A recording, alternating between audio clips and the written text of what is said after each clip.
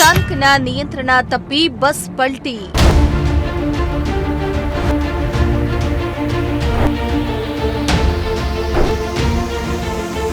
ಬಸ್ನಲ್ಲಿದ್ದ ಪ್ರಯಾಣಿಕರಿಗೆ ಗಾಯ.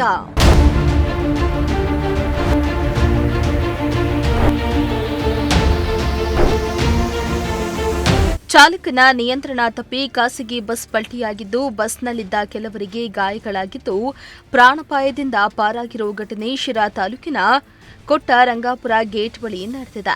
ಶಿರಾ ನಗರದಿಂದ ಅಮರಾಪುರ ರಸ್ತೆ ಮಾರ್ಗವಾಗಿ ಖಾಸಗಿ ಬಸ್ ಪ್ರಯಾಣ ಮಾಡ್ತಾ ಇದ್ದು ರಂಗಾಪುರ ಗೇಟ್ ಬಳಿ ಬರ್ತಾ ಇದ್ದಂತೆ ಎದುರಿಗೆ ಬರ್ತಾ ಇದ್ದ ಬೈಕ್ ಅವಘಡ ತಪ್ಪಿಸಲು ಹೋಗಿದ್ದು ನಿಯಂತ್ರಣ ಕಳೆದುಕೊಂಡು ಬಸ್ ಪಲ್ಟಿಯಾಗಿದೆ.